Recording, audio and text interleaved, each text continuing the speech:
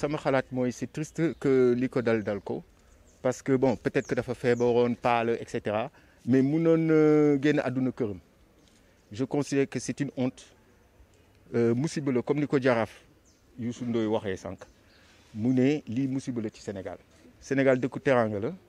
gan bu mel ni Hissène Habré nga xam ne yàgg na fii depuis les années 90 début des années 90 1990 exactement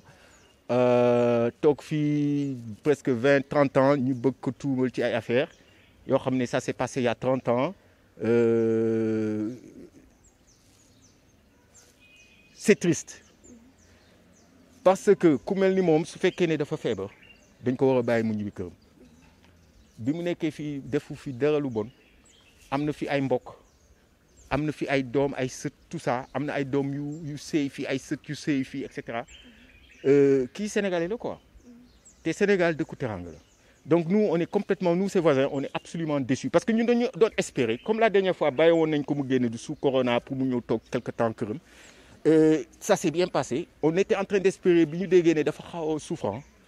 que autorité président de la République et cetera dina jël matukaay pour bàyyi ko mu ñibbi këram mais defu ko donc man xaw ma ndax jot na renseignement bi ko expliquer ne affaire bi c'est critique mu ignorer ko ou bien renseignement bi ñëwul c'est encore plus grave ça veut dire que ça marche pas nos services de renseignement ou bien dafa am ku ko ne non dafa dem laaj kenn ki ne ko ne déedéet bàyyi ko foofu les trois cas là c'est trois cas de figure lamentables tristes lu tax loolu parce que Hissène Habré kilifa la ci Afrique guerrier la combattant de la liberté pour l'indépendance du Tchad l'intégrité territoriale li nga xam ne Sénégal daf ko mus a xeex unité africaine indépendance de c'est un gars qui a combattu comme son successeur vous avez vu Idriss Déby il est mort au combat et ils étaient ensemble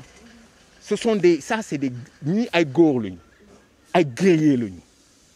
soo leen gisee pataawuñu sax da ngay gis dañoo sew dëgër comprendre nga li ma lay wax pouvoir bi nekkuñu fii di lekk di coop ak yooyu ñoom dañu am objectif te moom bu muy xeex ak ay Toyota contre Kadhafi nga xam ne ay avions la amoon ay hélicoptères de combat et cetera franchement il faut respecter un homme pareil toutes les accusations là xamoo fu ñu jógee parce que ku mel ni Amnesty International ñu mel noonu ñoo indi ñooñu pour ñuy wax xamuloo ndax fay nañ leen xamuloo lii xamuloo laa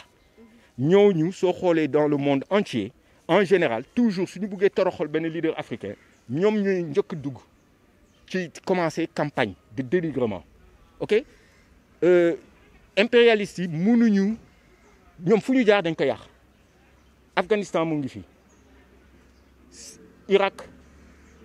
Syrie jëm nañ ko yàq nañ ko presque heureusement que Vladimir Poutine il a intervenu pour ñu jéem a sauver foofu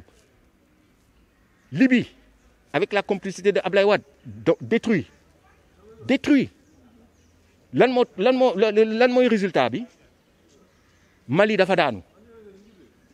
Al-Shabaab ñoom seen fetal fu ñu koy jëlee loolu yëpp Libye la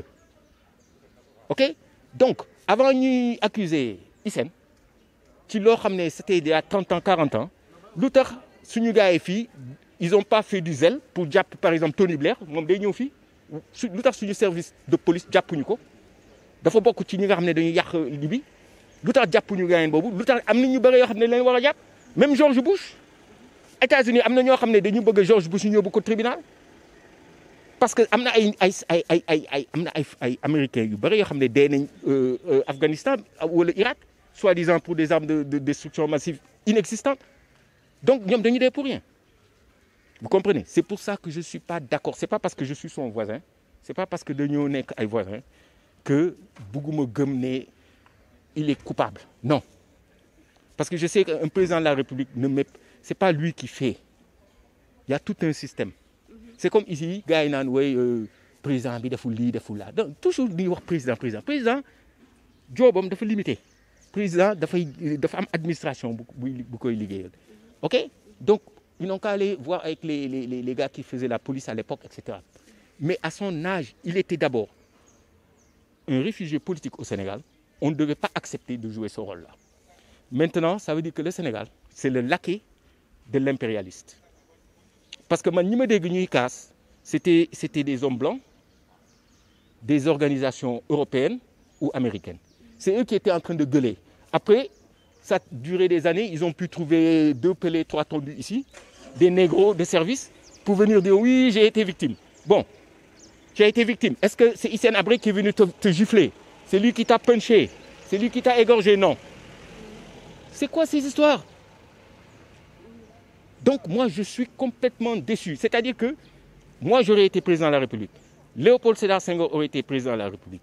Même Abdoulaye Wade, que je viens de critiquer, même Abdou Diouf n'aurait jamais laissé Hissène Habré en prison. Et donc, je suis complètement déçu par ce président que je croyais qu'il était très progressiste et qu'il allait changer le Sénégal. Surtout bi mu commencé indi premier drapeau premier lundi ak yooyu xam nga Abdoulaye Wade dafa jaxase woon état bi ma gis ne Macky mu ngi commencé jéem a redresser affaire yi ma koy jàppale même ak kaas yu ñuy kaas yi yëpp man maa ngi koy jàppale parce que d'abord c'est le président de la République Sénégal il faut ñu jàppale ko plus sama génération la à peu près mais ci lii daal tey moom mere naa ko peut-être que suba dinaa kii mais je pense que il m'a laissé un goût amer. lan nga ñu mën a wax ci Hissène Habré nan la meloon ak yéen voisins yi. ku baax la woon benn waay bu benn c'était benn nit bu calme en tout cas soo ko gisee doo xalaat ne dictateur la wala day tiital nit ñi non soo ko xoolee sax physiquement benn gars bu simple la te day waxtaan ak nit ñi il n'a aucun problème. te fii daf fi dëkkoon ak ay gendarmes ay 24 heures sur 24 il avait des gendarmes un groupe de gendarmes qui était là donc pourquoi ne pas le laisser rentrer chez lui il allait pas faire quoi que ce soit donc voilà man nag du ma xaritam kooku kii Hissène Habré sama moroom baay la quoi vous comprenez ce que je veux dire d'ailleurs sax sama baay moo ko mag tuuti mais ce que je veux dire c'est que interaction bi ñuy am ci moom que du positif loolu rek laa la mën a wax moom dafa doon dem julli chaque vendredi régulièrement événement yu doon am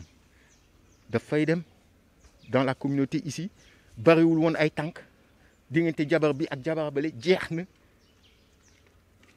nekk woon fii di vadrouiller di dif lii di def laa moom dafa kontaanoon rek doomam yi ak sëtam yi parce que ku mel ni kooku comme ni ma la ko expliqué ak li mu def ci àddunam nekk ci désert bi xeex pendant des années ba ñëw fii nekk maam rek ça lui suffisait. Vous comprenez ce que j'ai dit? Il a tout fait. Être un grand-père, c'est ce qu'il... Et puis, il a même des arrière-petits-fils. Donc, c'est tout ce qu'il voulait.